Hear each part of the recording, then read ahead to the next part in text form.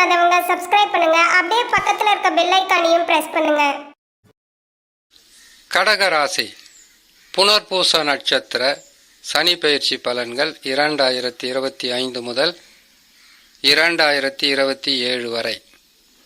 வருகின்ற 29ஆம் தேதி மார்ச் மாதம் 2025 சனி பகவான் பெயர்ச்சி பெற்று அஷ்டம சனியிலிருந்து விலகி 9ஆம் ராசிக்கு செல்வார். இனிமேல் அஷ்டம சனியால் கடக ராசி புனர்பூச நட்சத்திரக்காரர்களுக்கு பெரிதளவு பாதகங்களோ கஷ்டங்களோ நஷ்டங்களோ குறைந்து லாபங்கள் என்பது அதிகரிக்க துவங்கும். கடகராசி புனர்பூச நட்சத்திரம் குருவின் நட்சத்திரம். குருவின் 3 பாதங்கள் மிதுன ராசியிலும் 4ஆம் பாதம் மட்டும் கடகராசியிலும் இருக்கக்கூடிய உடைப்பட்ட நட்சத்திரம். இந்த நட்சத்திரத்திற்கு குரு பகவானே உங்களுடைய ராசி அதிபதியாக வருவார். இந்த நட்சத்திரக்காரர்களுக்கு சனி பெயர்ச்சியால் நற்பலன்கள் என்பது கட்டாயமாக நடக்கும். கடந்த சில ஆண்டுகளாக நீங்கள் பட்டு வந்த கஷ்ட நஷ்ட துன்பங்களிலிருந்து முற்றிலும் விடுபட்டு இனிமேல் உங்களுடைய வாழ்க்கையை உங்களுடைய எண்ணப்படி அமைத்து கொள்ளலாம்.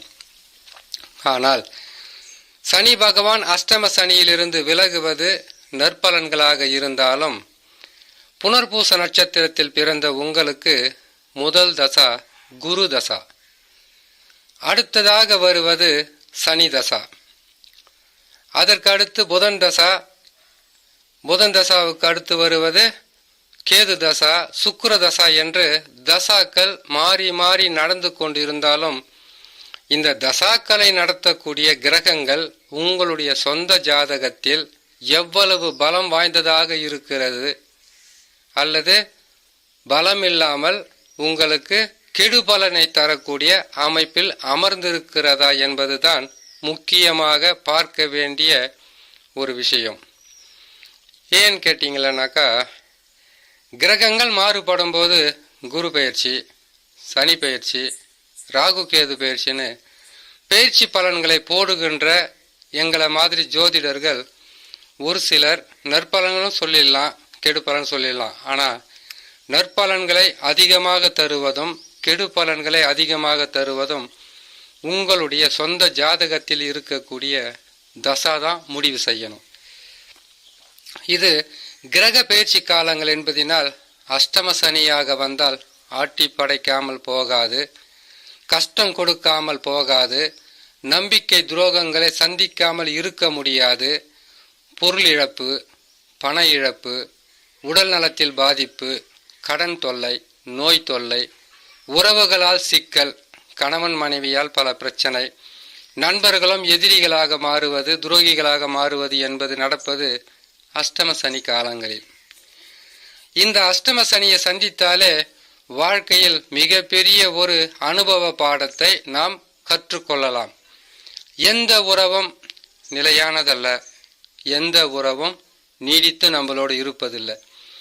அப்படி இருக்கக்கூடிய உறவுகள் துன்பமான நேரத்தில் துணையாக இருக்கணும், கஷ்டமான நேரத்தில் உதவியாக இருக்கணும்.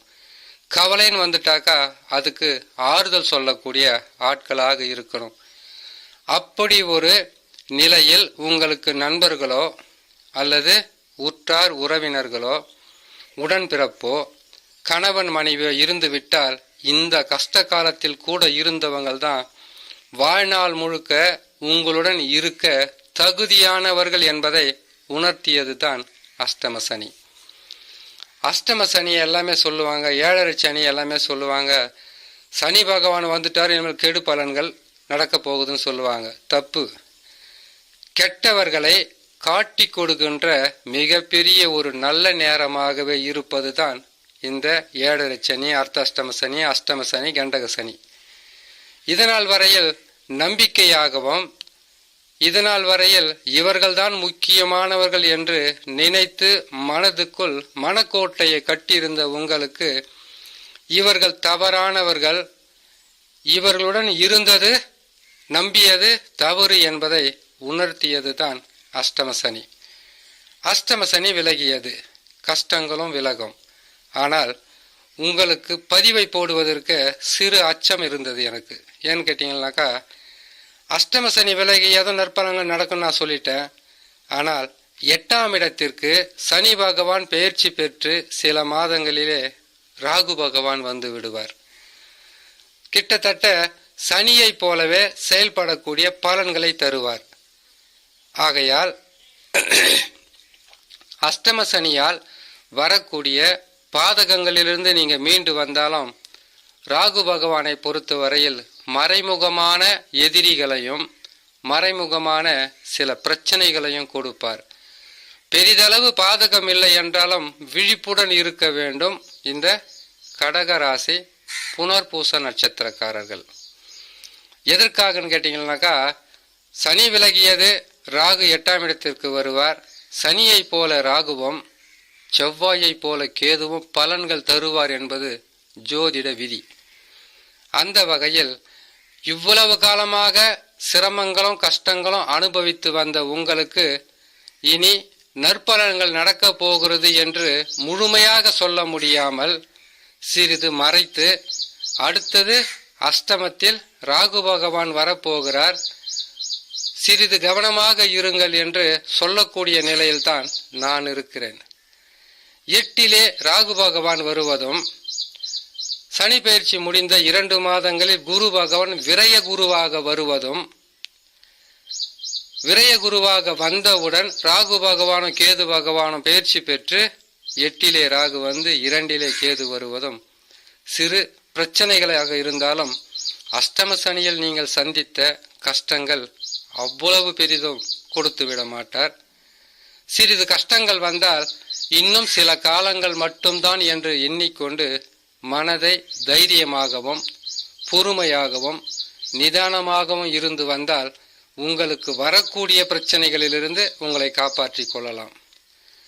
எப்படியோ சனி உங்களை விட்டு விலகிவிட்டார். வரக்கூடிய பிரச்சனைகள் எதுவாக இருந்தாலும் பரிகாரங்கள் செய்து பொறுமையாகவும் இறை நம்பிக்கையுடன் இருந்தால் பாதகங்களை தராது. குரு பயிற்சியிலும் ராகு கேது பயிற்சியிலும் சந்திக்கலாம் என்று சொல்லி இன்னொரு நல்ல பதிவில் உங்களை நான் சந்திக்கிறேன். நன்றி, வணக்கம். மேலும் தகவலுக்கு எங்க சேனலை மறக்காம சப்ஸ்கிரைப் பண்ணுங்க.